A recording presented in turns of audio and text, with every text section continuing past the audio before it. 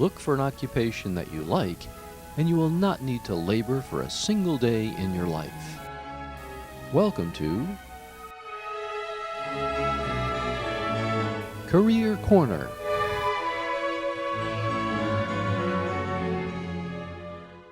Welcome to Career Corner. I'm Patrick Howell, and my guest is Ritu Chopra. And Ritu is an IT professional. She's an international speaker, and she's also an author. We have her on the show today. We're going to really sort of delve into becoming an author, what it takes to actually become an author. So, Ritu, welcome. Thank you. Yeah, thrilled to have you here. Glad to be here. I had an opportunity to go through your book and enjoyed it very much. So we'll learn a little bit about your book and also the process of writing a book. Perhaps you can provide a general overview of what it takes to actually write a book. I think this is your second book. Yes, it is. Patrick, the process of being an author, it takes a tremendous inner strength. I have met tremendous individuals since I became an author or in the process of being an author. The experience that led to be an author is coming back from my forming years to present experiences. Sure. And it's a discipline. There was a need for me an urge to share what I had learned and how I perceive things and especially how I overcome them. Yeah, so you wanted to get your story out there. Yeah. So much, yes, yes. And how do you do that? That's another dimension of a personality that you have to create the discipline first. I'm a full-time mother. I am full-time professional. We have as challenges like everyone else that life throws at you.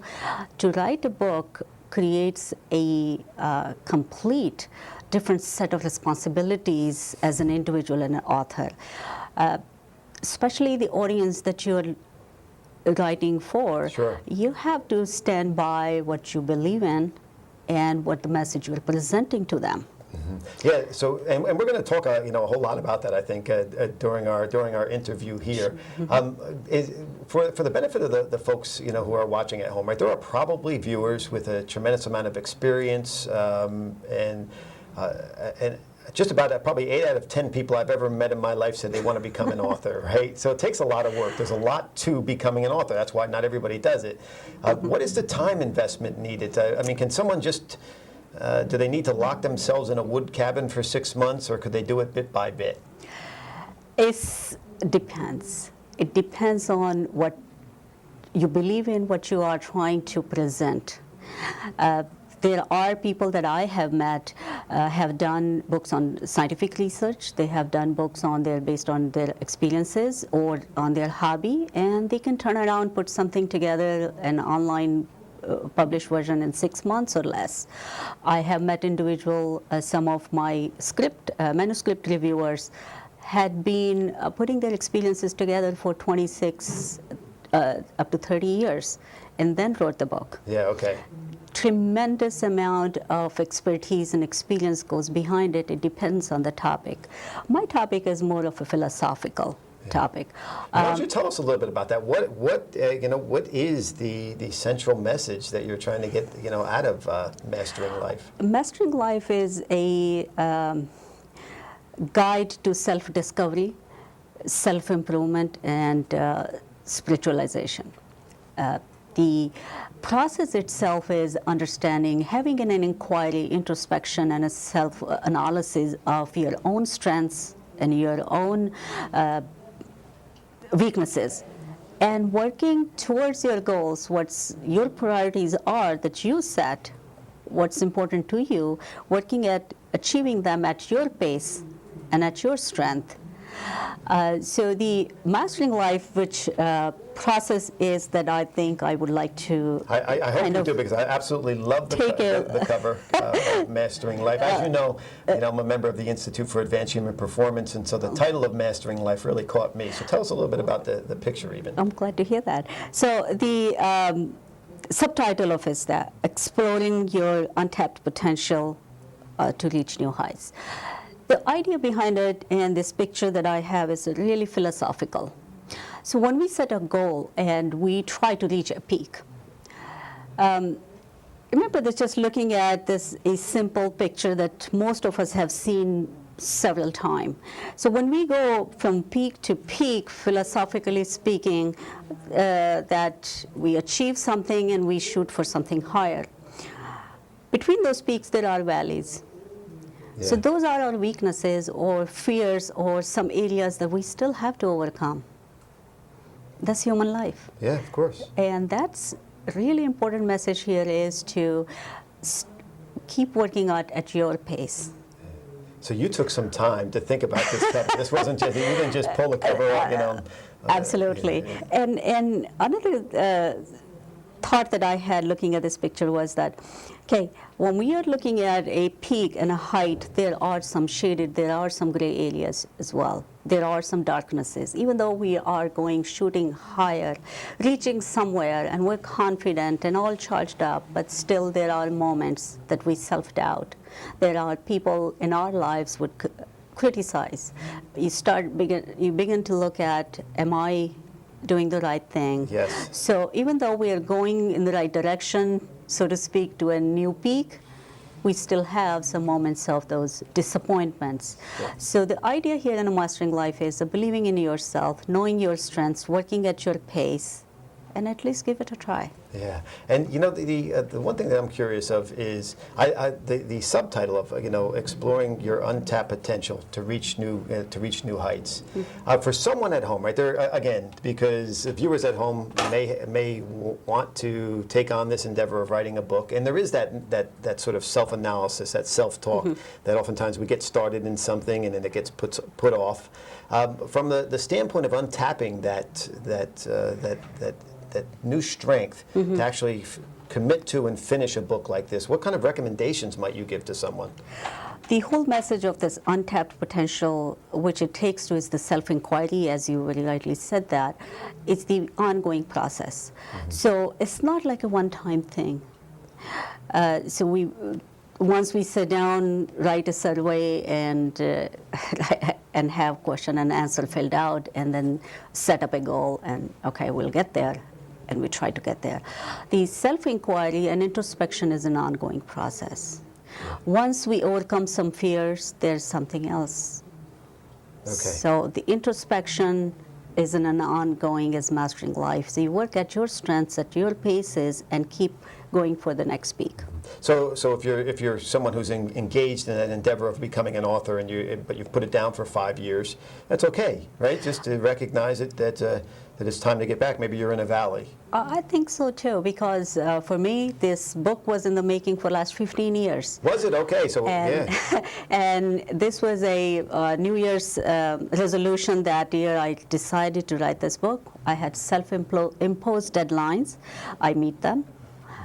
Working full-time, raising kids, having family, and everything else that life throws at you, all different challenges that come up. But it's the inner discipline that you have to create, no matter what that is. There might be valleys, there might be areas that you have to put them aside.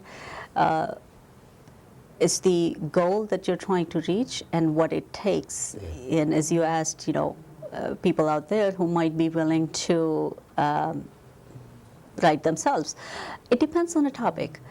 For me, I think I had some amazing experiences while writing this book that to date, I do not have a logical explanation. And I say that each time I have an opportunity to share because I want listeners and audience to hear that. The saying goes that if a student is ready, a teacher shall appear. My teachers came from different parts of the world. Here in New Jersey, I had not known them. Yeah, okay. I came across an email notification of some seminar or event or some sort of lecture. I met wonderful individuals. I never saw them again. I have not known them. But they were there to answer my queries that I needed. Yeah, okay. To explain the point. Yeah. this was a self-talk going in. This was maybe study on my part, but there was no explanation. And as I said, these people appeared. So I cannot explain how that happened. So they appeared, and they appeared for you, and that sort of inspired your work. Because there's different kinds of work, right? We can you could be writing on a scientific topic, or Sure. a research-based topic, or an inspirational or philosophical topic. And It so- was really inspirational for me to have these people appear. It really gave me that boost that I was going to accomplish what I had set out for. I bet it did. It sure did. Again, it depends on a topic. For me, I needed that. If resources were available in library or newspaper or on an internet, Yep. it's much easier.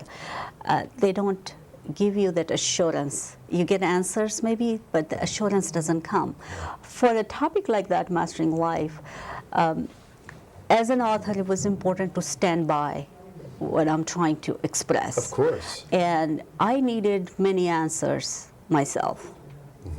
So that process, writing the whole book, has been a personal transformation for me. Ritu, let's switch gears just a teeny bit, and let's help a viewer at home who has all this knowledge, who maybe started their book 15 years ago, right? Let's help them to, tap into that untapped potential to actually finish that book.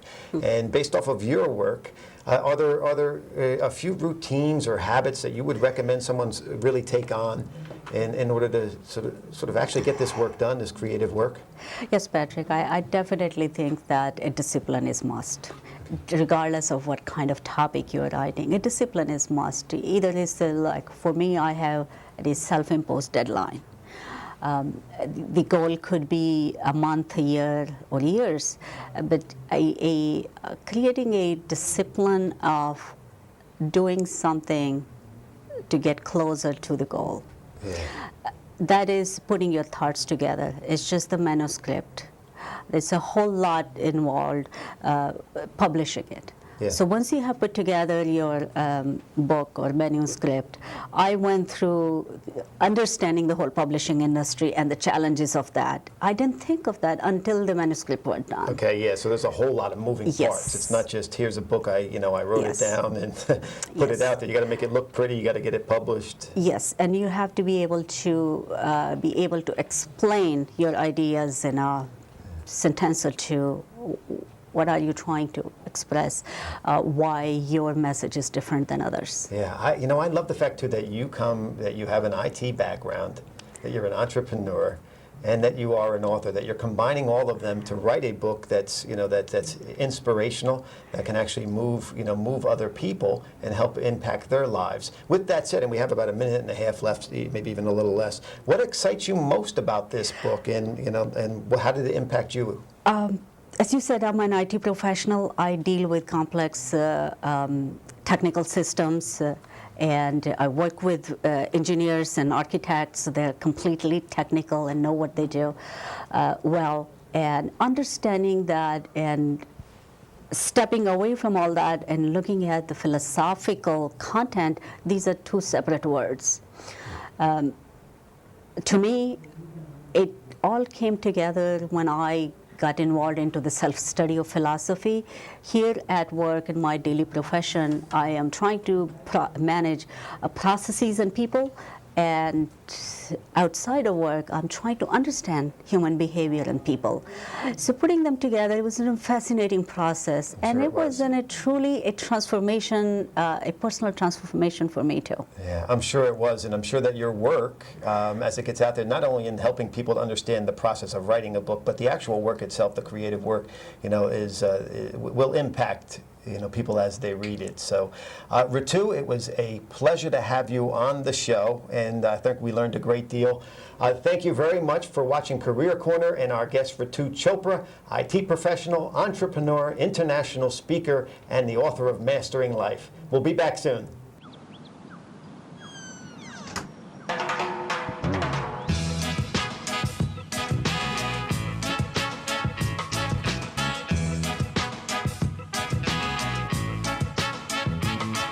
Hands can do incredible things.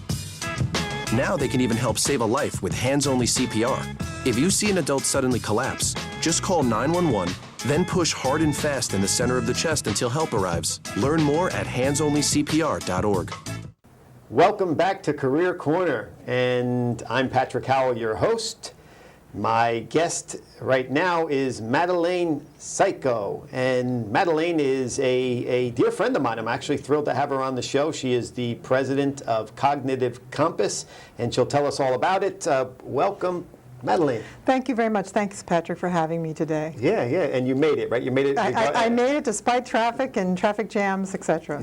You know, Madelaine, you are an expert in sort of helping people with cognitive disabilities. That's correct. Get back to work. Right. What my company does, what Cognitive Compass does, is we provide management skills training for organizations that want to hire people and develop people with cognitive disabilities, such as veterans with TBI or PTSD, but that also includes people such as an aging population who might start to experience mild cognitive difficulties, but who still have huge funds of knowledge and are very valuable to the organizations. Also people with learning disabilities, people even with mental health issues who might have temporary cognitive issues, from stress. So it's really a very, very big area that has largely been untapped and people have not recognized very much. It's a huge area, right? And I know we'll touch on that as we go through. It is indeed. Right now, in terms of traumatic brain injury, the CDC says there are about 7 million people in the United States. But Mount Sinai has actually estimated there's 30 million, and Cornell says that at least 20 million people with a broad range of cognitive disabilities. Yeah. And in terms of employment, people with cognitive disabilities have very high rates of unemployment. There's only 11% of them are working full time at all. So that's like an 89% or 88% unemployment rate, and often it's just because of prejudice and bias. So what in Cognitive Compass, what is your approach? Why don't you let us know, what is your approach to getting people back to work? So we have two things. So one is that we do focus on giving advice, and I speak to various groups and organizations about what people can do with traumatic brain injuries can do to help themselves. So that can be learning how to self-assess. There are tools and assistive technology out there that can be very helpful to people. I really strongly recommend that it takes sometimes years to recover, like if you've had a severe accident. So I recommend that they do things like start to get a schedule going, get into the practice of getting up early, intern or volunteer so you can see where your issues might be. And then learn about some of the technologies that are out there. There's wonderful stuff, and in fact, we're actually trying to develop. I'm working with a Dr. Daniel Gross from Jerusalem, and he is an expert, a knowledge management expert, and we're developing a cognitive prosthetic to help the knowledge worker be more effective even after a cognitive disability. Yeah, and when you say more effective, does that have to do with sort of teamwork and being more effective in the organization once they're in? So some of the challenges that a person might experience could be things like short-term memory issues, difficulty with organization or initiation, but there are tricks and techniques and there are practices that you can do that help improve that. One of them is meditation, but there are other things as well. And what's interesting about cognitive disabilities is that the more people work, the better they improve. Unlike some other disabilities, it's not static, it's very dynamic. Yeah, and there's a lot of people that are, so this isn't just about people with cognitive disabilities who aren't working. There's a big portion of people who are in the workforce working. Yes. What is that? Actually, it's very interesting. There are estimates that for a corporation that has about 50,000 people, they probably lose about $30 million a year due to lost productivity and turnover. And many of the people who might be considered low productivity or having struggles are simply people who have cognitive disabilities. And simple changes in management style can make them very, very productive. But that might be an example of that. What the difference in it? A different management style. So one of the things that's very difficult for a person with a cognitive disability is to have too much distraction around. So if a manager works with the person and makes sure that they're talking to them in a quiet and calm way, that they're not hostile or too aggressive, because that can make them defensive and then the person shuts down in their ability to think and respond. Often we recommend dual modes of communication. So you can say something and then either let them record it or send an email follow-up. Yeah, you know, a couple terms that come up that are in your space, and I'm familiar with it because you know Right. you and I have Right. embarked on some avenues together. But I'm familiar. What neurodivergent thinking style? Oh, What does okay. that mean? So for a number of years, they've talked about neurodiversity in the workplace. So everybody has different strengths and skills, whether they have an injury or not. And many times, people after a traumatic brain injury or PTSD will experience more tenacity or more creativity because they have to work around their issues. So they can bring something special to the workplace. Furthermore, there's a $2 trillion market in the U.S. and $9 trillion in the world in the disability market. And so when you build products that are easier to understand and use, that market is huge. That's very profitable for your organization. So it makes sense to have those people involved. I'm sure it does, right? I mean, not only from a moral standpoint, but also from a business standpoint. That's correct. Yes. This, you know, we understand both the point of view from the person with the traumatic brain injury or from the cognitive disability, as well as the point of view from the business, who's there to make money, to be profitable, to be productive. So we want to make sure that that goal is met as well. And that's why I wanted to have you on the show, because you really are out there, you know, doing work that's geared towards helping people. Yes. People with invisible wounds.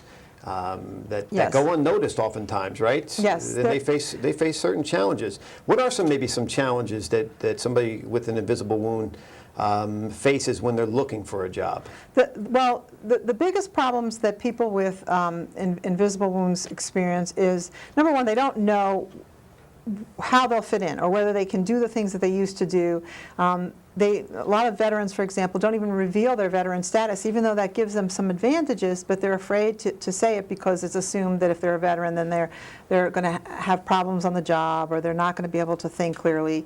And they also then don't disclose. And then failure to disclose means you can't take advantage of the tools and the techniques that are out there that can make you a very, very effective worker. Yeah, and once they're actually in the job too, they're experiencing unique challenges oftentimes. Yes. People with invisible wounds, and I know from our collaborative work, even with Dr. Frank Ochberg, that he's a renowned expert in post-traumatic stress disorder. That there's some unique challenges. But what are you seeing once people are in the workforce? I think like I said, the biggest problem is fear of disclosure, fear of prejudice and bias. People often are confused and they think of, if you say you have a traumatic brain injury, that means you're intellectually impaired, when in fact it's a processing issue. You can be intellectually very, very competent, but you might just need, like I said, a quiet background. You might need a quiet space to do your work. You might need to take a rest break and sit for 10 minutes with your eyes closed.